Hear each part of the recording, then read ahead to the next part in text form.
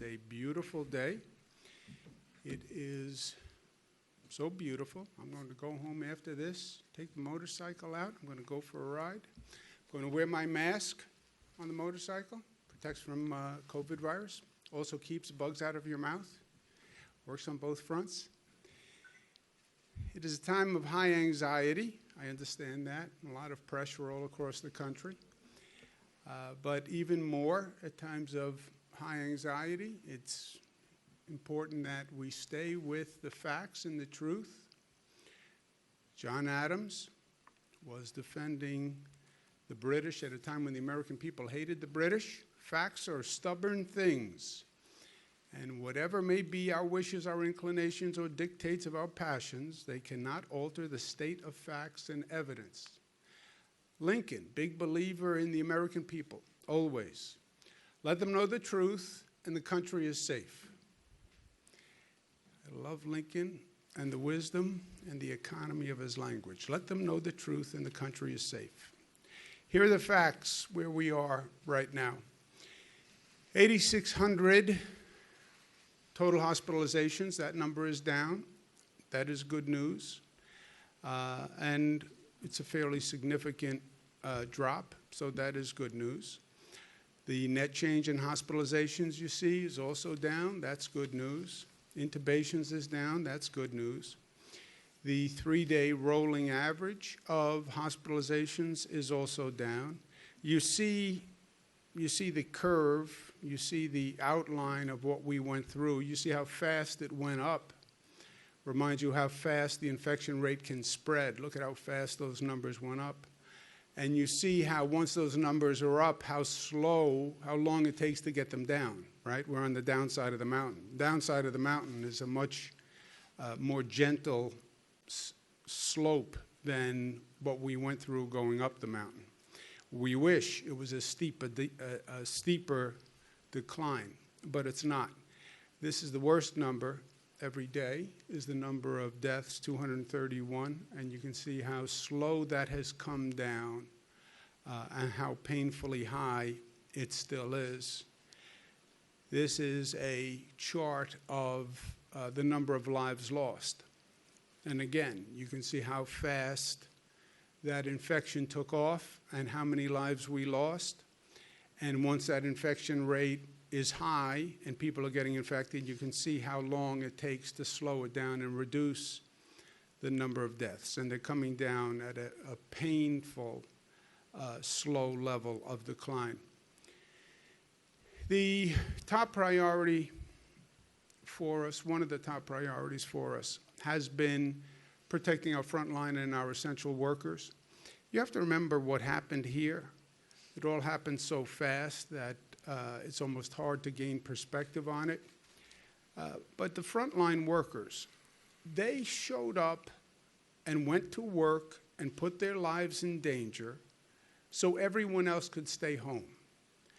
I laid out the facts, as Lincoln said, to the people of this state, laid out how dangerous this virus was, advocated and argued based on those facts that we needed to close down schools, close down businesses, stay at home. People did that. In the next breath, I said, and by the way, we need you essential workers to go to work tomorrow. After just having explained how dangerous the virus was, to justify shutting down society in a way it had never been shut down before, next breath, essential workers, I need you to go to work.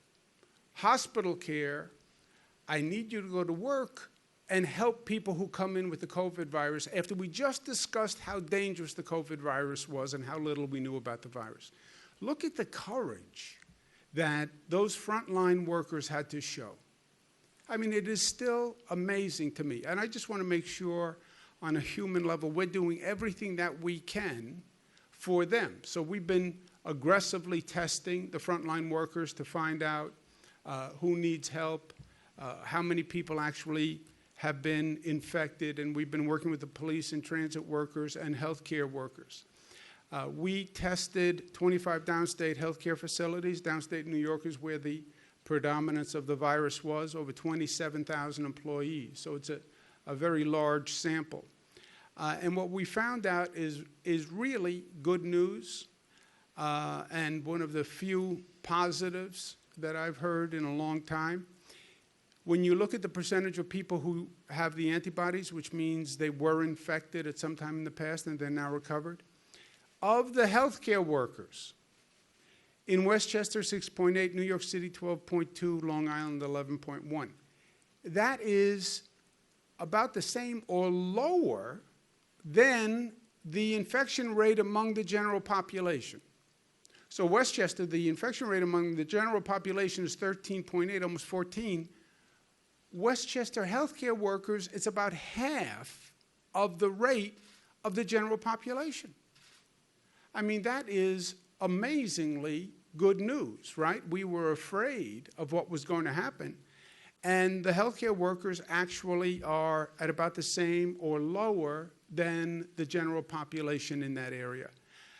So that makes 2 points to me. Number one, our healthcare workers must be protected. They must have the PPE. We've been saying that all along. It was a mad scramble this last time to get the PPE. Internationally, it was a mad scramble for all of us. That can never happen again. We have to have the PPE. We have to have the stockpiles. We did an order that said every hospital has to have a 90-day supply of PPE at the COVID rate of usage. So we'll never go through this again. But it also shows everybody how important the masks and the gloves and the sanitizer are, and that they work. You know, it's not that the frontline workers get anything especially more sophisticated than the masks that people wear, the N95 masks. You know, they wear a gown, they wear a mask, they wear gloves, but they follow protocol. And those masks work. They work. If they're working for frontline workers, they're going to work for people in their day-to-day lives. And the precautions of gloves and sanitizing, they work. Also, during this time, it's important that we protect New Yorkers who are facing financial hardships. You have people who live paycheck to paycheck. The majority of people in this state live paycheck to paycheck. All of a sudden, the paycheck stops. Federal government issued a one-time payment of $600, unemployment benefits, but it's not making up the gap for many, many families. And they are struggling, and we want to make sure we're doing everything we can. We have a problem in upstate New York where many of the farms can't sell their product. You had a lot of farms that were literally just dumping milk that the dairy farms had produced. But at the same time, you have people in downstate New York who are going hungry and can't pay for enough food. Tremendous demand on food banks. So we've been putting the two together. It makes no sense to have upstate farmers who can't sell their product and downstate families that can't get enough to eat. So we have been funding efforts to connect the farmers to the downstate food banks. And we've done that with about $25 million to what we call our Nourish New York initiative. And that has worked. We're funding about 50 food banks that have 2,100 farms that are delivering food to those food banks. And about 20,000 households in the state are participating in that. And the volume of food and product that is not being wasted, that is supporting upstate farms and helping downstate families, is tremendous. We want to continue doing that. The state budget is very, very tight right now, going with what's going on with the economy. So philanthropies, foundations, there are a lot of people who want to help. This is a great cause, and I would suggest that they help so we can do even more. People literally are worried about being able to pay rent. You don't work for 2 months, and that rent bill keeps coming in. You know, it's not that the bill collectors have taken a vacation. The bill collectors work, right? They still send the bill, and you still get collection notices. We did by executive order that I issued, a moratorium on residential or commercial evictions. You cannot be evicted for non-payment of rent related to this COVID situation, and that went through June. So nobody has been and nobody can be evicted through June, either residential or commercial. We're going to take additional steps of banning any late payment fees because a person couldn't pay the rent during this period of time. Also allowing people to use the security deposit as a payment, and they can repay it over a prolonged period of time. But also I'm going to extend that moratorium an additional 60 days. It hasn't expired in June, but people are anxious, and June for many people is just next month, and the rent bill is going to come due. So we're going to extend that 60 days until August 20th. So no one can be evicted for non-payment of rent, residence or commercial, because of COVID until August 20th.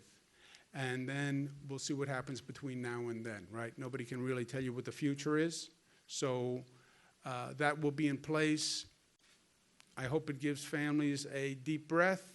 Nothing can happen until August 20th, and then we'll figure out between now and August 20th what the situation is.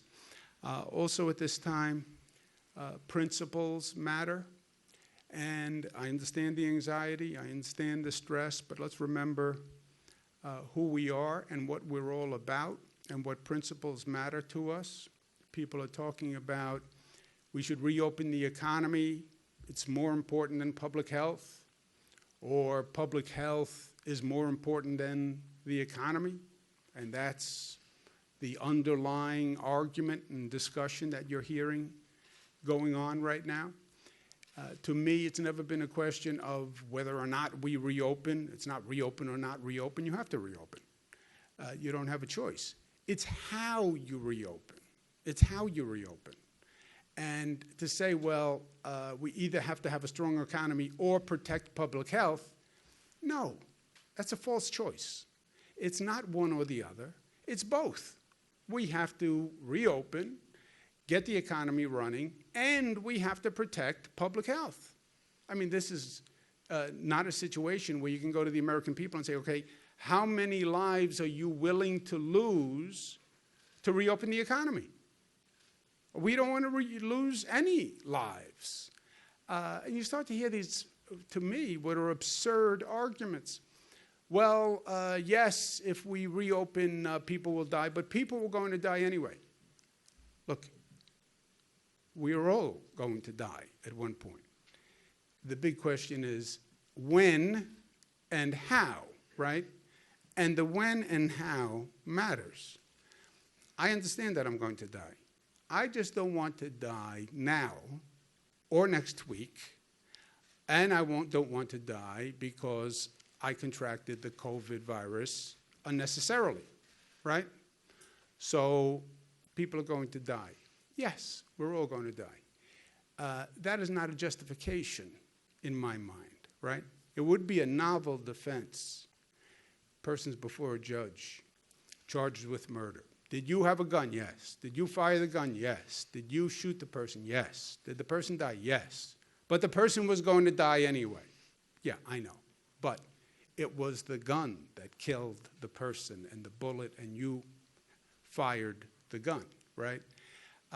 So to go down this road, well, there are old people who will die, predominantly on the numbers. By the way, old, how do you define old?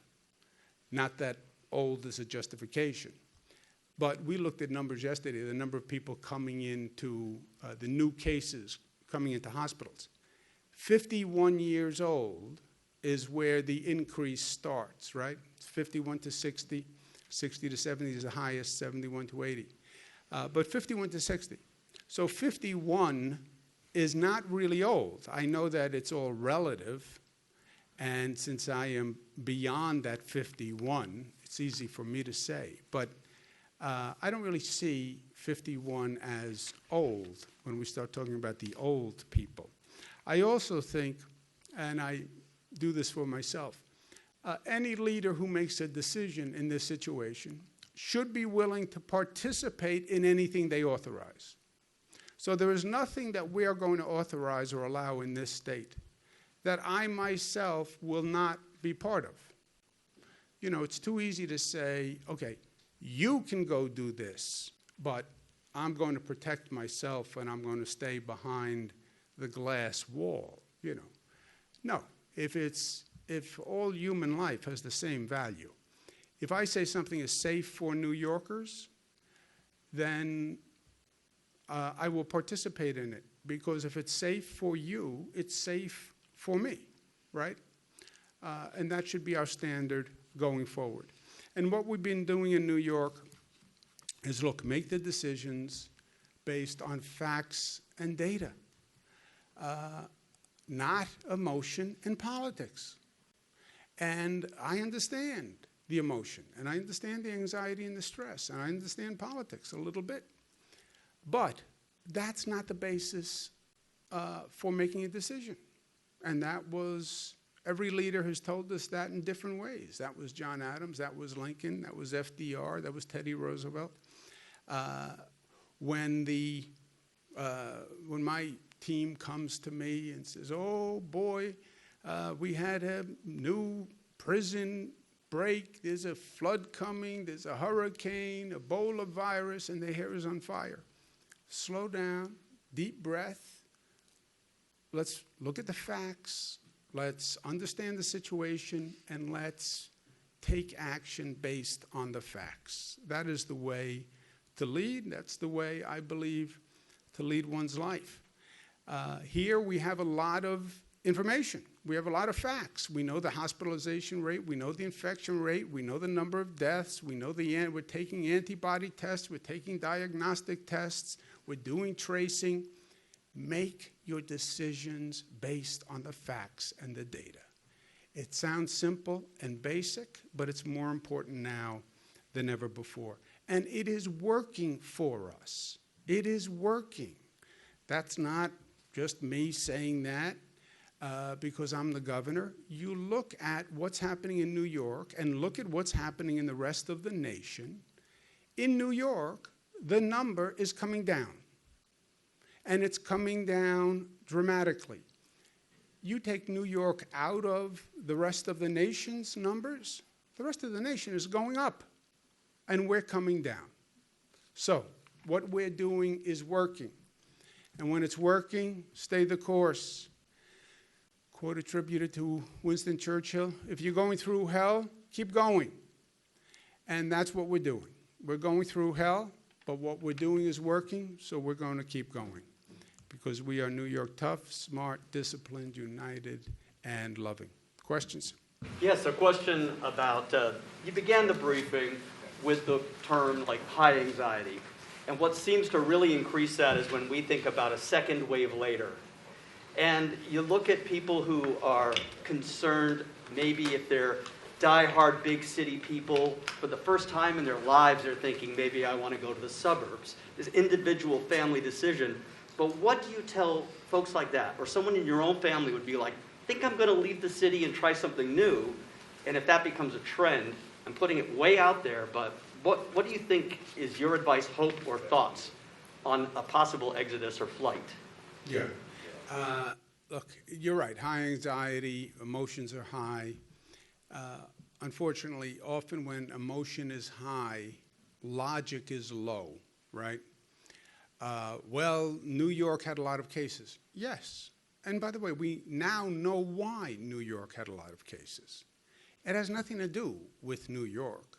First of all, this was a national issue. I'm going to leave New York. Oh, yeah, and go where that didn't have COVID cases? Suburbs, Westchester had them, Long Island had them, other cities, LA had them, Chicago had them. Okay, well, New York had more. Yes, but we know why. It had nothing to do with New York.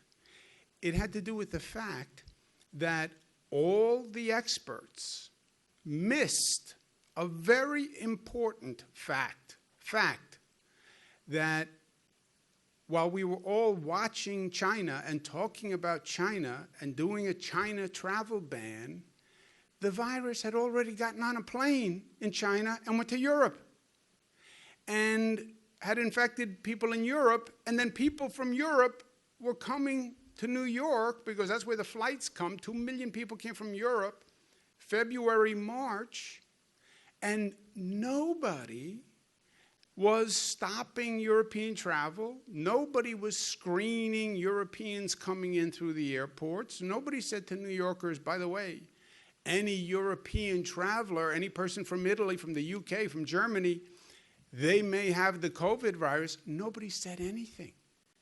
So we had 2 million passengers from Europe.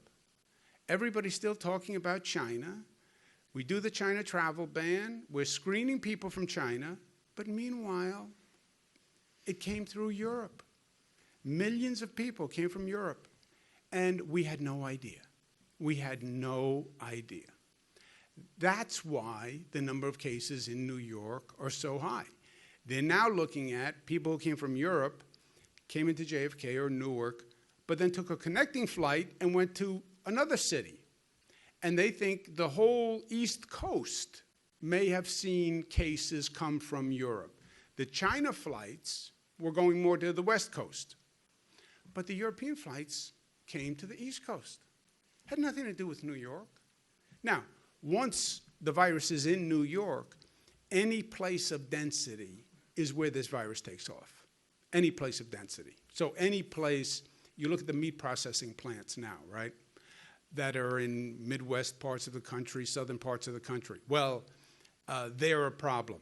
No, it has nothing to do with a meat processing plant.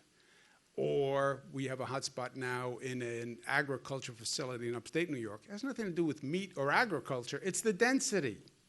That's what happened in Westchester here at the New Rochelle, the first hotspot in the United States.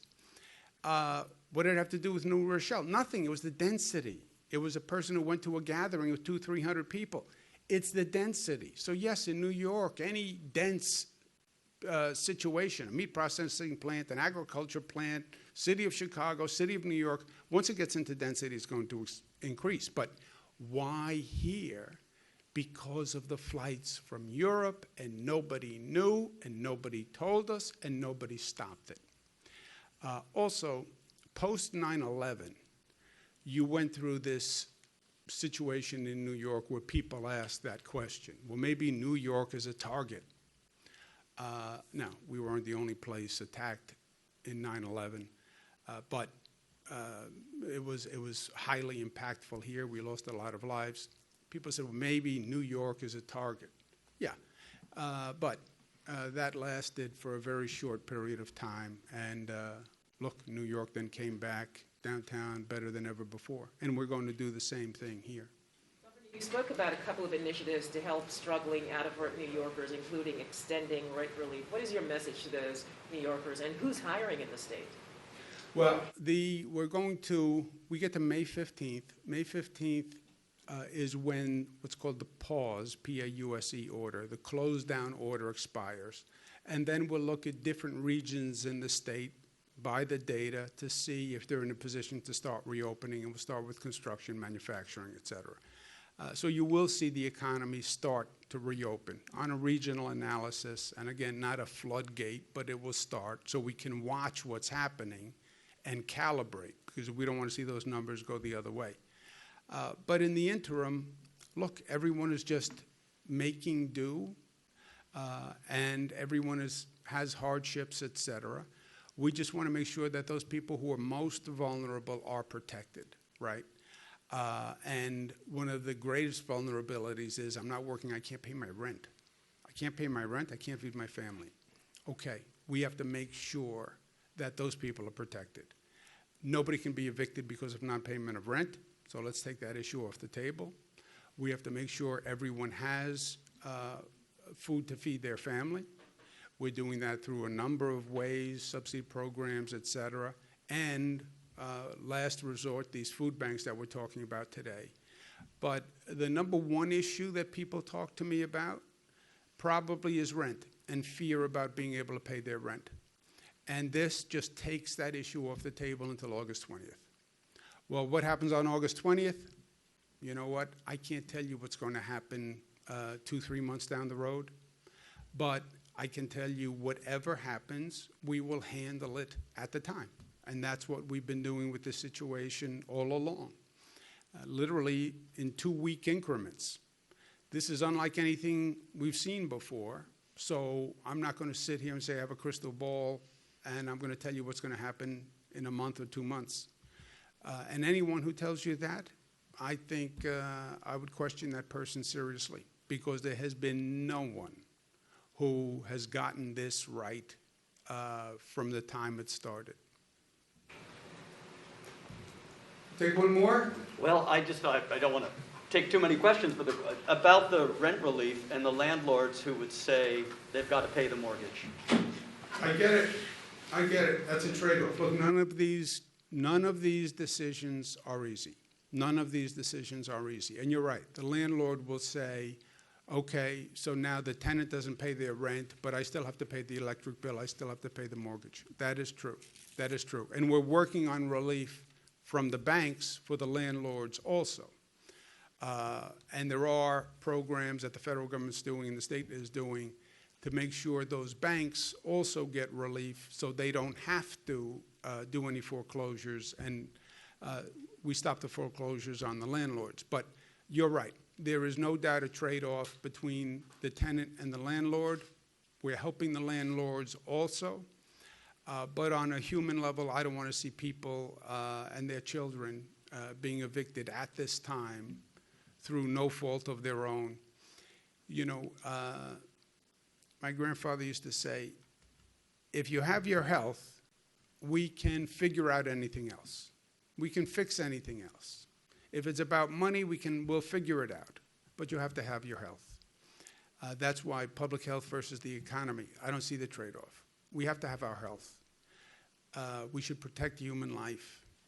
I don't care if a person is old. You know, I'm old by your definition. I still think I have a value, right? My mother's old. You know, she's the most precious person to me. So protect every life, and I'm not going to trade off public health. And we'll figure out the dollars, and we'll figure out the economic impact. But we'll protect people in the meantime, and we'll protect their health. Really quickly, you've spoken about COVID-only overflow facilities that can take positive nursing home patients. Are you aware of any in the Hudson Valley? We have facilities all across the state that can take any COVID positive person from a nursing home. So any nursing home operator who cannot provide adequate care for anyone in the nursing home, you call the Department of Health, we have beds and care for that person. And no nursing home should keep a person in that nursing home who they cannot provide adequate care, period. They violate their legal obligation and their ethical obligation to the state of New York.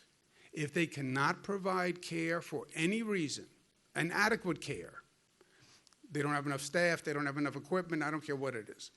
Any reason, that person has to be referred from that facility, and they have to call the Department of Health. And that's their legal obligation. It's not just the right thing to do, it's their legal obligation. Okay, thank you very much. Thank you for letting us be here.